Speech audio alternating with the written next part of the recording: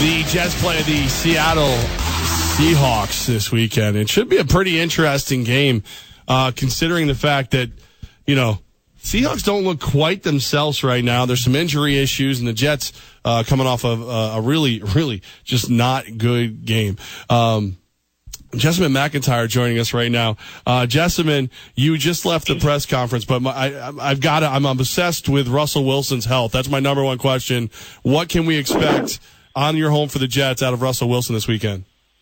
Well, you're not alone in that. I think the entire city of Seattle is well obsessed with Russell Wilson's health as well. Pete Carroll says he's going to play. He's going to fully participate in practice today, and they're going to do the best they can to take care of him. Asked whether or not he'd be surprised if Russell didn't play, though, there was a slight pause, and the reason he'd be most surprised, he said, is because of Russell's determination to get out there. He acknowledged that he has to be careful and that it's difficult dealing with someone who has that kind of mental fortitude. And, you really really have to measure where is he going to step in if he has to step in. Russell wants to get back out on the field. He could have one leg, and he'd be crawling back out onto the field. So all signs point to Russell Wilson playing this weekend. Besides the status of Russell Wilson, what was your biggest takeaway from the recent presser?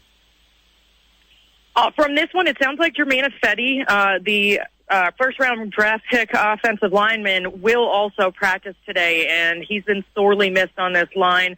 Obviously, this last game against San Francisco, not the best example of they did really, really well, actually, against San Francisco. Russell Wilson only got sacked twice, but it's needed. It's needed. They drafted him in the first round for a reason. You know that this front office really doesn't like to draft in the first round. They'd rather get a lot more picks later on. So they want him back. Pete Carroll has said they've been missing him, and if he can get out there, he will practice today. If he can get out there, it would be great.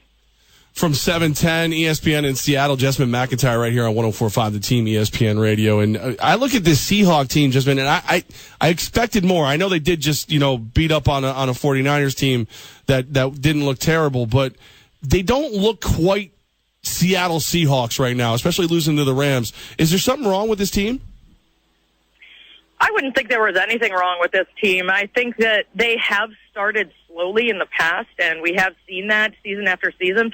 They also start slowly in games. It's kind of a microcosm of their season. So the Rams always play up to Seattle. They play very well. That's not to say that the Seahawks didn't falter in that game, but I don't think there's anything wrong with this team. There's a lot of injuries that these guys are battling, and they're warriors. They really fight through it. It's unbelievable. Doug Baldwin got really banged up in the game against the Rams, and he comes back, and obviously you saw what he was able to do out there against San Francisco, 164 yards, career high, one-handed Superman catch, and a touchdown. So I think that there are injuries we might not know about that some of these guys are battling through. Earl Thomas has been a little quiet, uncharacteristically, had a very poor outing in that first game, some missed tackles that you normally don't see from him, and then the Legion of Boom just got their first turnover. Well, it was Bobby Wagner who had the interception, but they haven't had their characteristic turnover rate. So those come in bunches, as Pete Carroll likes to say, and no, there's nothing wrong with this team. Cool. Jimmy Graham's talking about he's finally feeling healthy for the first time in a long time after being injured last season. He goes off and has a 100-yard receiving game. Are we going to see Jimmy Graham as a bigger focal point of this offense for the rest of the season? I think in the right matchup situations, absolutely. You saw in the jump ball game against San Francisco what his size can actually do, that you do have that kind of leverage when it comes to him. I don't think they're going to force him the ball at all. There was a lot of speculation that when he did start with this team, they were trying too hard to get him the ball. That's not what they're doing. Darrell Bevell is very slowly, carefully, and strategically working him into this offense. So when the right opportunity is there, yeah, he'll go up and get the ball. I don't think it will be anything where the Jets will have to specifically focus on him. He's just another target. Jessamyn McIntyre, 710 ESPN in Seattle, right here on 104.5 The Team with Levack Goz. So the big story here in Jetsland is Darrelle Revis. Is he still a shutdown corner? Is he a guy that now teams are starting to target? Do you feel as though with Doug Baldwin blowing up the way he did last week, that Revis could be a guy who gets targeted this week by the Seahawks? I don't see why not. I think that the Seahawks have a lot of weapons at receiver, and Doug Baldwin obviously turning into an elite one in the league. And I don't see why you wouldn't try to pick at Darrelle. I know that this team is still a run-first offense, so you're going to see a lot of ground game. Kristen Michael had a 106-yard game with 2 touchdowns this past week, and I think you'll see him get a steady diet too. So I don't necessarily think that they're going to put it in the air anymore because of Revis, but I do think that when they do, he could definitely be a target.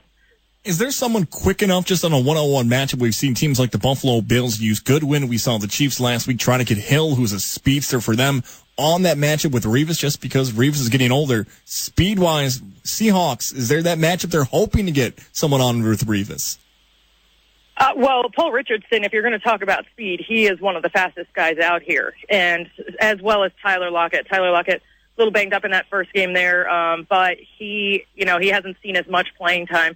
Paul Richardson would be the matchup that I would take. I talked to his college coach once he got drafted, and he probably used 5 reallys to describe how really, really, really, really, really fast he is. That is going to be the weapon. It was, when he came out here, it was Percy Harvin light he was described as, and now that he's being worked into the offense more and more, that could be the matchup you see. Jessamyn, when you look at the Jets' defensive front, you spoke about the injuries up front for the Seahawks.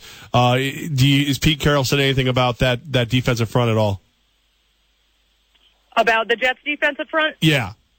Yes, he could describe them as a serious challenge, and he knows that they've got their work cut out for him. He's not shying away from that. He knows that this is probably going to be one of the tougher challenges. Maybe the Rams are a good comparison, and we saw what happened in that game. Seahawks didn't put up more than 3 points. So that is going to be a point of contention for them. They really did gel, though, this last game, and this team likes to stick with the same personnel and let them work through it. You're not going to see any changes up front, except for if Jermaine Ifedi is able to return. So it's going to be a force to be reckoned with, and with a not 100% Russell Wilson, it's going to be a tough game for the Seahawks front line. How about the Legion of Boom for the Seahawks? They're going to get a matchup with Ryan Fitzpatrick after he just threw 6 interceptions. Are these guys going wild and they're just thrilled to get Fitz this week?